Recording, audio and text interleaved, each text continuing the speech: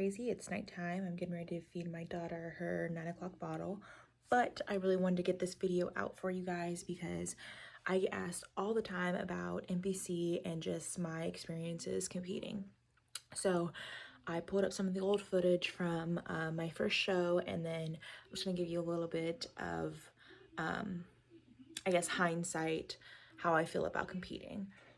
When I first started lifting, my goal was to compete. I actually started lifting because I wanted to compete. I went from being really thin to having a little bit more curves. So I went from this to this. And so everything was going good. I was lifting and I really liked my body when I was bulking. When I was bulking, I was very happy with the way my body looked. So I'll insert that right here. So the issues came when I started to cut. I had a 16-week cut. For those of you who don't know, cutting is when you cut carbs in order to cut back on the fat on your body. You cut carbs, you up your cardio, your high intensity cardio, so that you can shed the fat. So I had a 16-week cut and I hated it. I don't like carb cutting. I'm not a happy person. I don't like the way that I am when I'm low carb at all. I was grouchy. I just remember I didn't even have a personality. I didn't have the energy to have a personality. I would be starving before it was time for my next meal. I had to eat every 2 hours. Like, it just was a lot of maintenance and I hated it. And then also there's the fact that you get really, really thin. So this is what I looked like right before I competed. And at the time, I remember thinking that I was not small enough. I was like, oh my God, I'm not skinny enough. I'm not going to do well. This is shit. I'm not doing well. I'm not gonna place. I ended up doing really well, actually. My first competition, I placed third, which I was really surprised by because there were girls there that looked way better than me, that had better swimsuits, better posing, all of that. So I was really surprised that I placed. I did my first show. It was called The Heart of Texas. I did it with my aunt and my sister, and we all placed in our respective categories. So here's a little picture of us with all of our medals. And so, like I said, it was really cool. Afterwards, reverse dieting is really hard. So I had a really hard time easing back into the carbs. I kind of went balls to the wall. I also did not like working out for a while after that because working out went from being something that I liked to do, that I enjoyed, that was a release, to something that I had to do. So I kind of fell off, was eating crazy. My metabolism was all over the place. They also don't tell you about post-competition. A lot of people experience body dysmorphia because you're so used to seeing yourself so lean, and it's just not a realistic goal. You can't stay that lean. It's not healthy for you to be that lean all the time, year round. So watching myself put back on the weight was very hard as well. And I really struggled with that. I remember thinking that I was fat. Not seeing abs was really hard. And then it was just not a good time. Another reason that I don't think I'm going to compete again is competing is very expensive. You have to think about all the things that you need to pay for. At the time, I didn't realize how much stuff the average person pays for. I was lucky enough to have a lot of my supplements given to me because I was sponsored. But if you take supplements, you have to pay for your supplements, whether that's protein powder, pre-workout, whatever, BCAAs, amino acids. You have to pay for that. You have to pay for your swimsuit. Those things usually run you about a minimum of $300.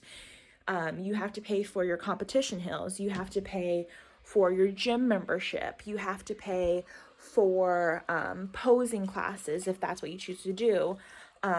You have to pay for your competition jewelry. Then you have to pay to register. You have to pay for your NPC card or whatever affiliation you decide to do.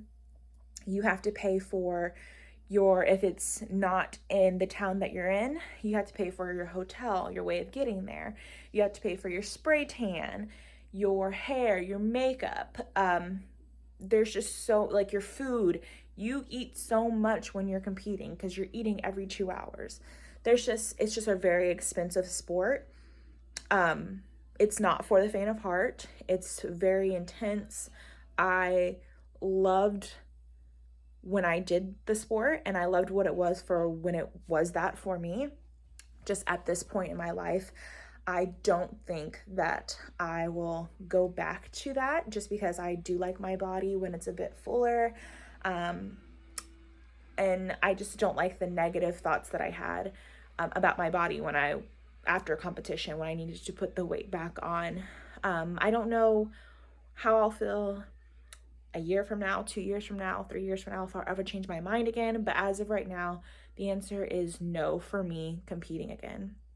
But I highly recommend anybody else who really wants to do it, I say go for it. But you have to have tough skin. It's not easy, and you're basically getting up on a stage for everyone to judge you. So if that's what you choose to do, make sure that you really want to do it, and for the right reasons, because it's tough.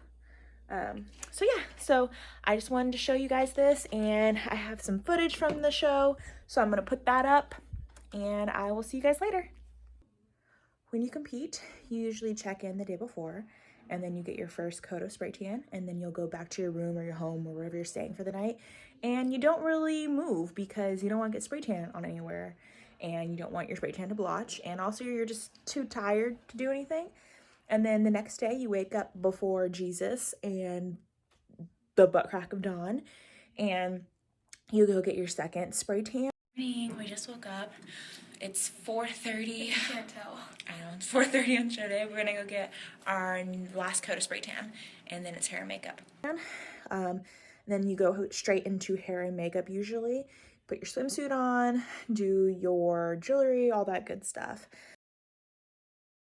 Then you usually will go to the competition, and you'll do your little 10 seconds on stage. You'll hold your pose.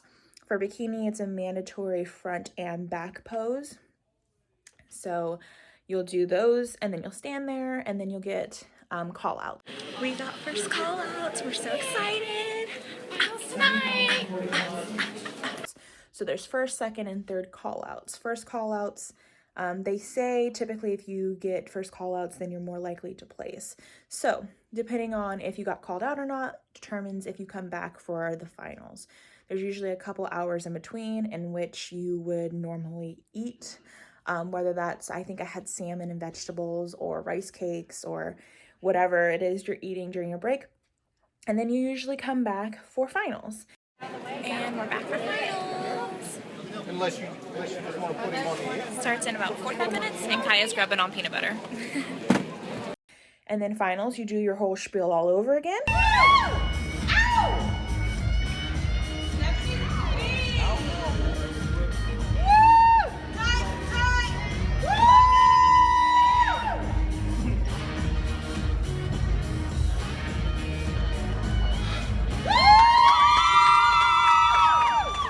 And then they will tell you if you placed and what you placed, and then it's all over with. I'm so excited! We placed!